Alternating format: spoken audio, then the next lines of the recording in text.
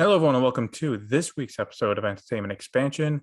We are your hosts, Tyler Callahan and Mike Ferrante. Mike, how you doing this week? Well, Tyler, I like yourself, have descended into madness this week because we have a very mind-blowing episode with some new mind-blowing characters for you, and it is Doctor Strange, Multiverse of Madness. I'm sorry. Can you say mind blowing one more time? Absolutely. So yeah, the one thing I do want to, this will be a spoiler-heavy episode here.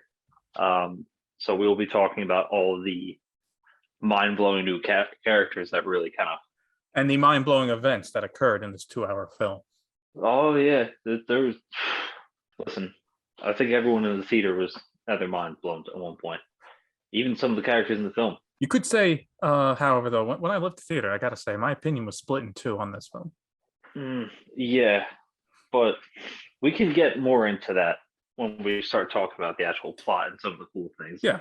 So obviously, spoiler heavy, all the spoilers. So if it's all right with you, Mike, I actually want to start this off. Go for it. The floor is yours. So I'm disappointed a little bit in the film. I got to be honest. Having now had a day to collect my thoughts and all of that, and there's some good in here. I'll talk about the good later, and obviously you have some good positive thoughts about the film. But I will say, overall, my overall feeling is disappointment.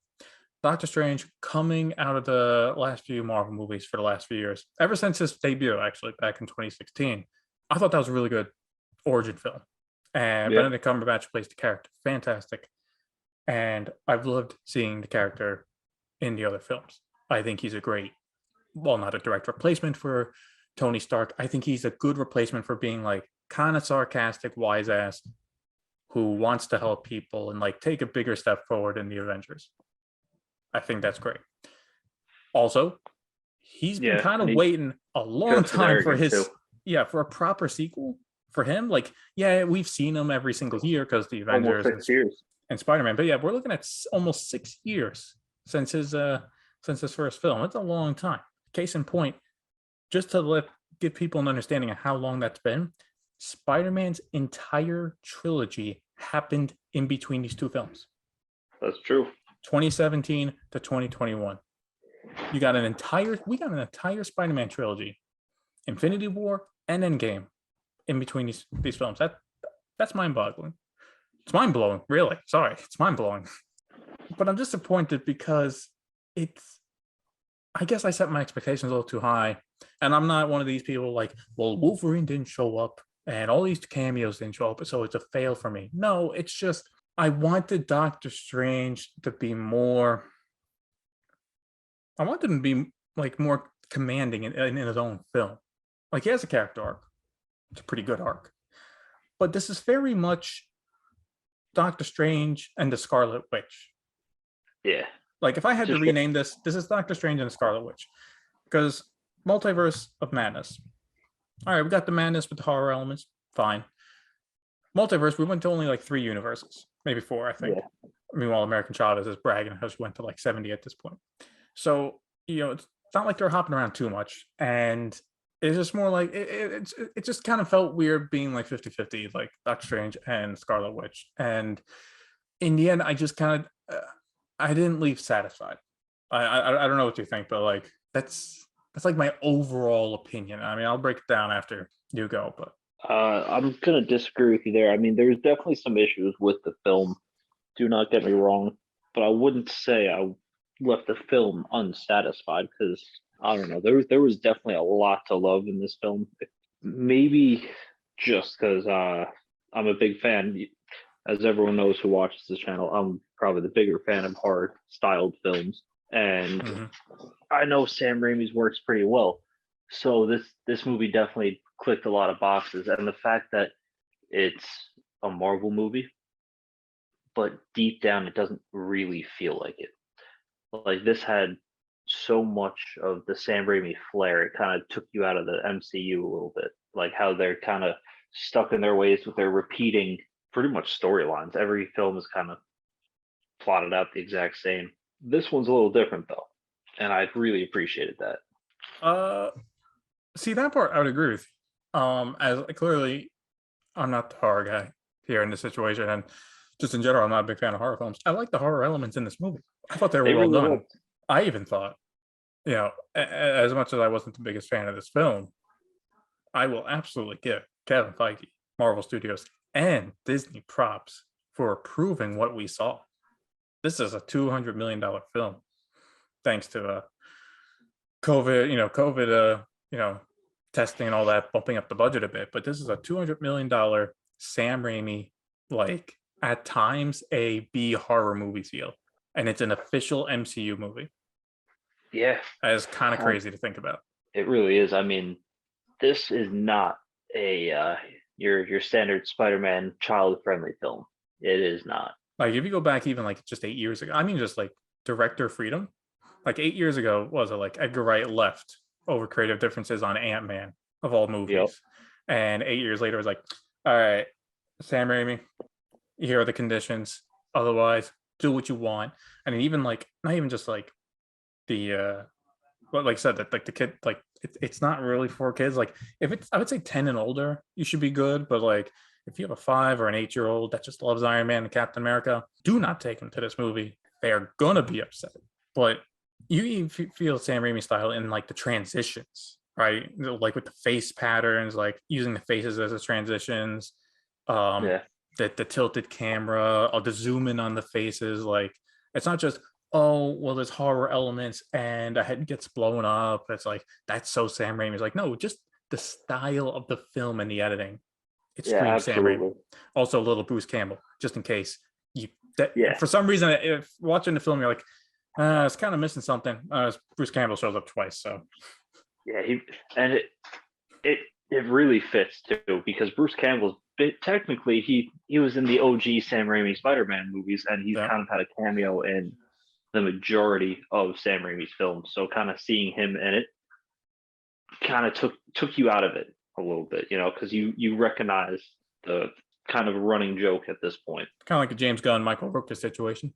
Yeah, but a little bit more heavily just like strictly cameo. Yeah. Obviously, no substantial role, but yeah, like you have like that pairing that always work together to some degree. Yeah.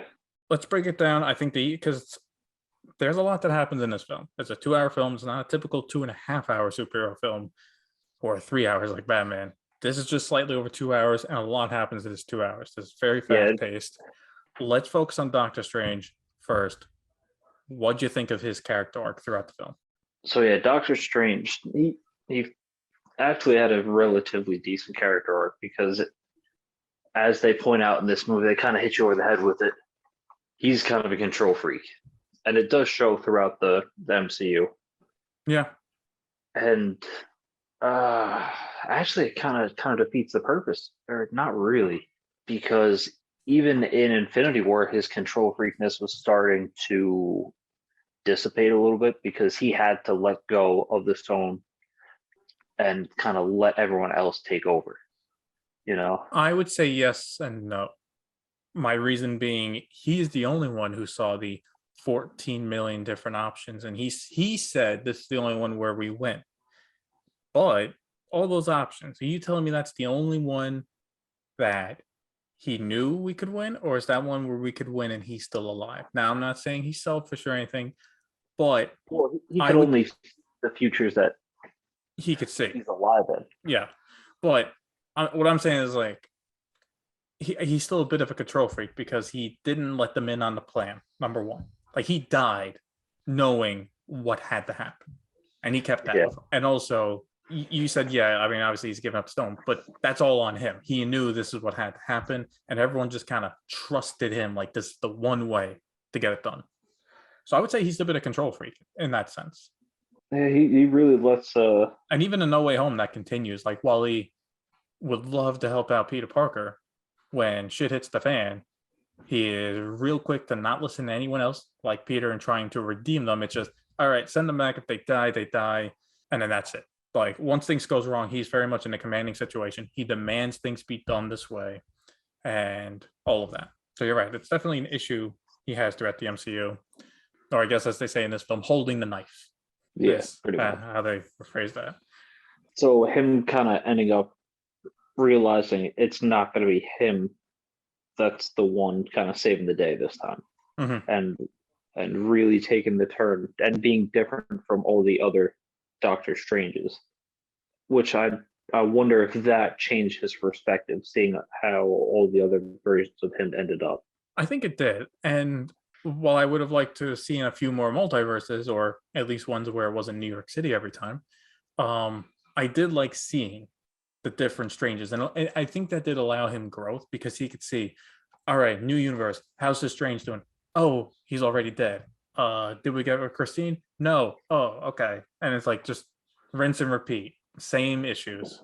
Like a couple different events change, but he is more or less he's either dead, he's alone, or he's evil, and he's not with Christine. In every single one. In every single one. Yeah, but let's talk about the evil Doctor Strange, shall we? Sure. The third eye. That was a problem I had with the movie. For some reason, the CGI for it just didn't look right. It did not. I thought it looked slightly better with Evil Doctor Strange, and it looked quite a bit worse with regular Doctor Strange at the end. And post credit scene did not help. But I would say overall, the CGI was weak, especially since a lot of it looked really good throughout the film with what they were doing. Yeah, like this movie did not have bad CGI. Like everything looked relatively realistic as it could be. But and to your point with it looked better with Evil Doctor Strange, I could see that perception because it was mostly in darkness. Oh yeah, Like, no, the it's absolutely lighting was because of the darker, lighting so of the darker yeah. room. Like bright daytime New York City, it looks a lot worse. Oh yeah. Yeah. And who knows? Maybe when he goes to the dark dimension, it'll look better. That's how they're gonna work around it. I guess so. I really hope not. Yeah, But Evil Doctor Strange, I think, was the most interesting. Well, it's the one we kind of got the most time with. correct. Because Defender Strange died in 5 minutes, and I don't count Zombie Defender Strange as that guy. It's just a corpse at that point. Yeah, that's just Doctor Strange being a puppeteer. Yeah, the Illuminati Doctor Strange was all of 2 minutes and then died in flashback. So yeah, Evil Strange is our main counter Strange, and he's creepy. Yeah, he definitely is. I know you're gonna want to bring up his line because Yeah, that was an outstanding line he it, gave. it was. I guess just to backtrack, I liked for the film setup of the multiverse is if you are dreaming and something happens, that's not a dream. That's another version of you living out an event. I thought that was Correct. pretty. That was pretty creative. I agree. So with Evil Strange saying, yeah, if you ever have a dream where you're just falling to your death or whatever, yeah, that's probably me. It's like, oh, so anytime our Doctor Strange has that nightmare, he's just off dream walking into another universe and getting that Strange killed. Great. Which makes you wonder, how many did he murder? It's a good question because they really didn't spend too much time with that either. Yeah. But see, this goes into like the film moves very fast. And I said it's a 2 hour film. I wouldn't mind 2.5 hours of this and padding it out a bit.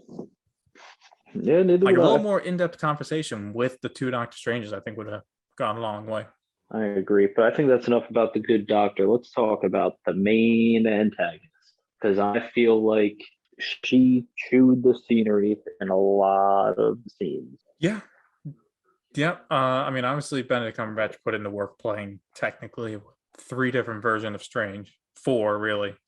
I will say that this film is carried on the weight of the performances of Benedict Cumberbatch and Elizabeth Olsen. Absolutely. If they gave in half-assed performances, this movie would have failed because it is their charisma and their amazing acting that carried this film. And for Elizabeth Olsen, Jesus, like they had her put to work in this film because like she goes through a whole range of emotions. Like at times, like even though she's Scarlet Witch, and you know she's evil, you know it, you can still like when anytime you talk that anyone talks about the kids or whatever, like she relaxes just a second, and you think maybe you can reason with her, but nope, she wants the kids. Doesn't matter how. What did you think about the jump from WandaVision post-credit scene to now? I thought it was kind of a logical jump, in my opinion, because the end of WandaVision, she's still very unstable. She is. And now she's got this book of other magic, especially if Dark magic. she sees yeah, specifically dark magic.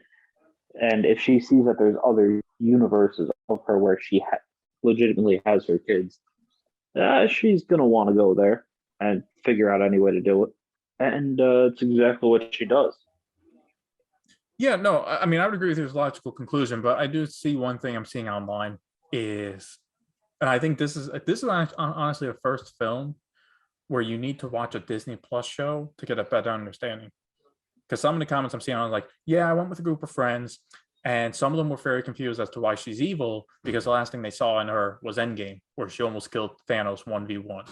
So why does she want to murder Strange and everyone else? Like, there's a little bit of that disconnect, but then it's like, if you watch WandaVision to have a better understanding of, well, why she wants these kids so bad and all of that. Yeah. So definitely, if you're listening to this and for some reason you haven't watched the movie yet, I'd recommend watching WandaVision first. Yeah, it's kind of a necessity, and to not watch it is not doing her character arc justice. No, it's not.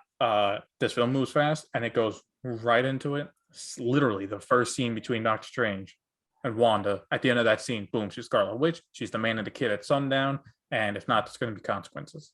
Like, there ain't no dancing around what could happen. Nope.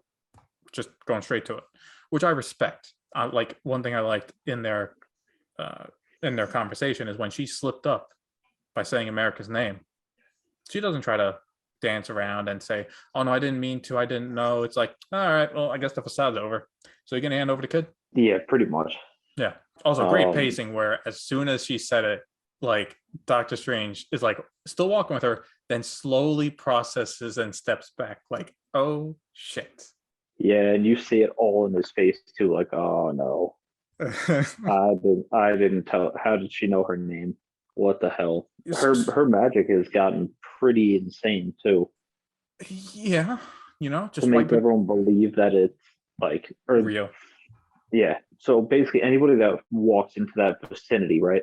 She makes them see what she wants them to see. Mm-hmm. Because Strange legitimately thought it was real at one point. Yeah, I mean, she was clipping it, everything, carrying around, baskets, and it all looked real. He said it smelled real, and it wasn't, not at all. Yeah. I definitely liked her. She fits as a horror character. She really does.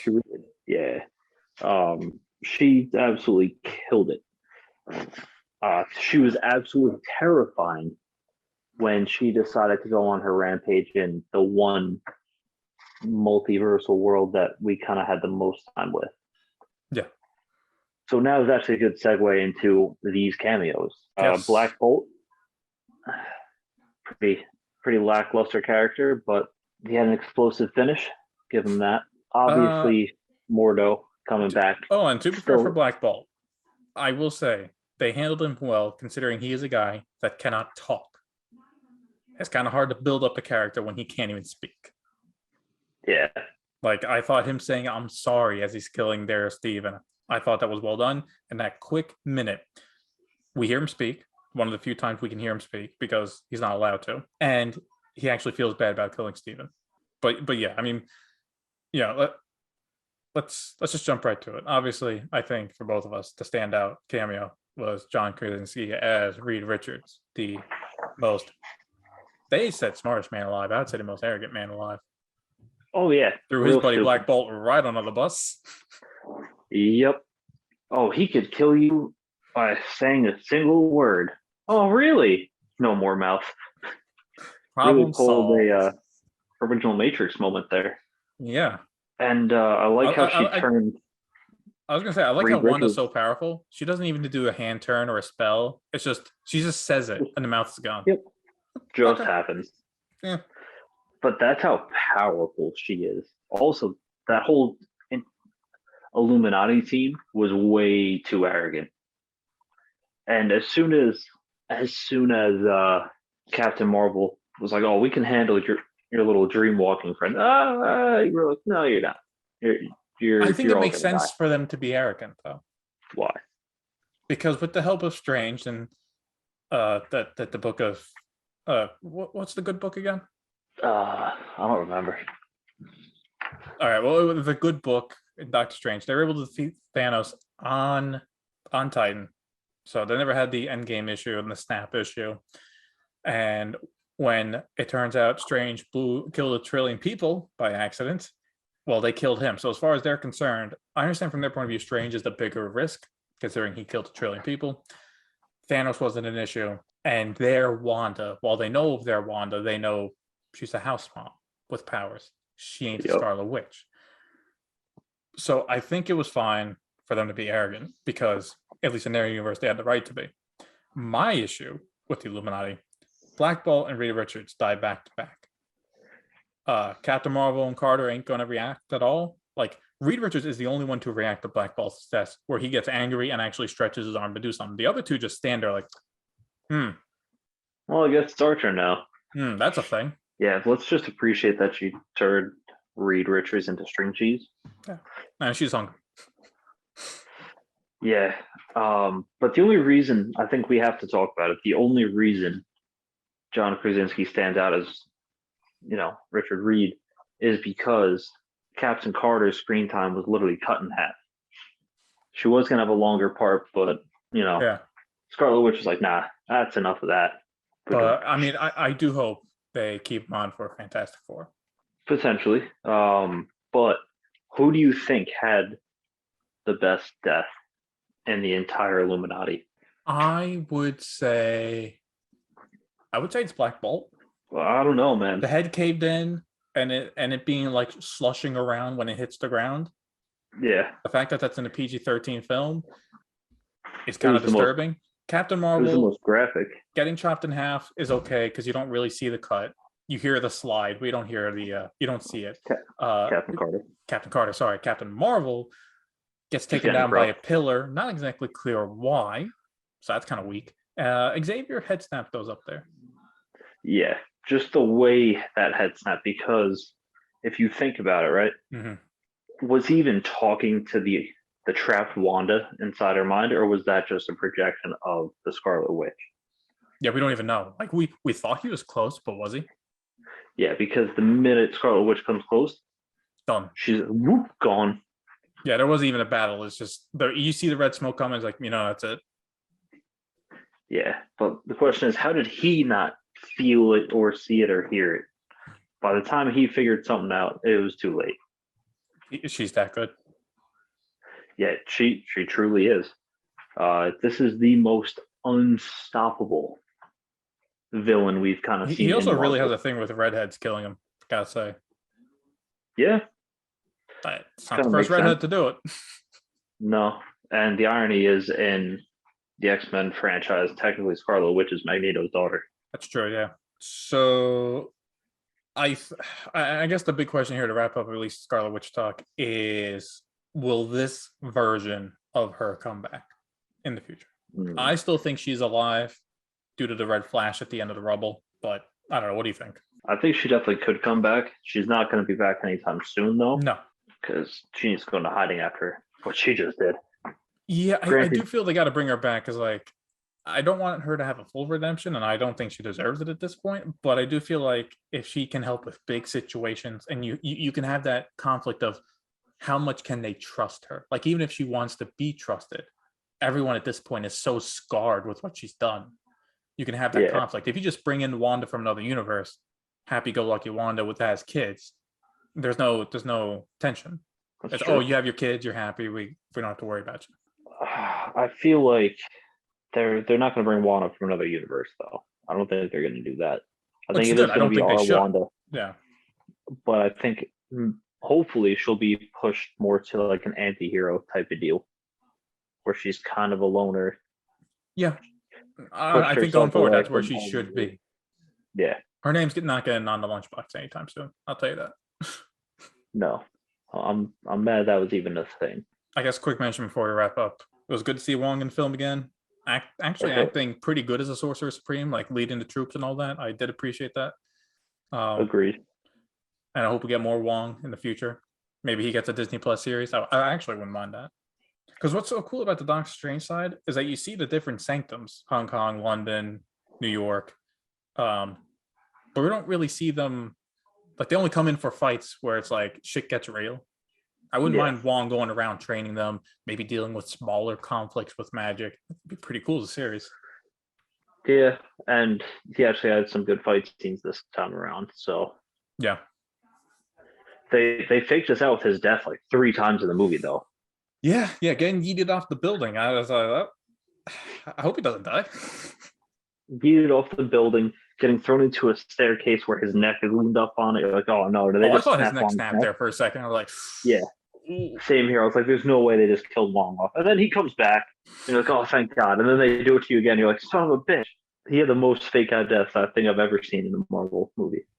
Yeah. I think he fake died more times than Vision did. Yeah, but unlike Vision, Wong gets back up.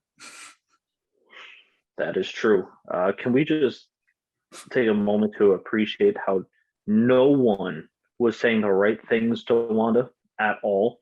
They're just like, oh, listen, we know how you feel. You know, we have kids. Oh, really? You're gonna do that? Think that's gonna work? I think Strange tried to talk to her down first, but as soon as she mentioned, "Oh, I'll send you to a universe with Christine," he's like, "All right, fuck it, fuck you, fuck this whole Yep. kid situation. We're gonna go fight you now." It's like, okay, well, why'd you do that? Yeah. I mean, because at that point, I think he realized she's not gonna let this go. Yeah, She's no, not she's gonna not. turn Yeah, around. We're like talking more is just gonna delay the inevitable. exactly. All right, so do you recommend the film? Well, maybe in another universe I wouldn't, Mhm. but we're living in this one, so I absolutely would recommend this film. If you're a fan of the first Doctor Strange, you're gonna like this movie. If you want to see more of a horrific adult side of what the Marvel Cinematic Universe can have within it, you're gonna want to check this out because this movie sets the precedent of what we can do going forward or what we can expect to see going forward. A different variety of these fantastical films within the MCU. Yeah. Again, my main issue with the film is more just the script is kind of sloppy and how it explains some things and would have like expanded. But I would say recommend. Like it's not a high recommend for me, but I'd say go watch it. You get some cool fight scenes. You do see at least Doctor Strange and Scarlet Witch develop as characters, and let's be honest, it's going to be a needed film to watch down the road anyway for future events. So yeah, Oh yeah, because this has a lot of changes in it, especially with some of the more OG Avengers at this point. yeah, I'd say it's worth a watch. But let me ask you this, Tyler. How would you compare it with the original Doctor Strange? Would you say it's on par, better, or worse? I would say it's definitely on par with the first one. I would even say maybe even slightly better. It's tough because like the fights are more interesting and cooler in this one, but I think the script for the first one was A lot more more solid and refined. airtight. Yeah, Because the first one was a more contained story. This it's this definitely was, not worse than the first one. yeah. I would have to agree with your assessment because you get some awesome horror elements. Mhm. The action was fantastic. The CGI continued to be good, minus the eye. And but the two stories between them are both relatively good. Obviously, it doesn't hold up to Strange's personal story and his personal growth in the first film. But I think that's enough of our thoughts on Doctor Strange and the Multiverse of Madness. What we really want to know is all of your thoughts. Please, as always, feel free to let us know. Check us out on Instagram, Facebook, and YouTube, always under the handle Entertainment Expansion. As always, thank you for listening.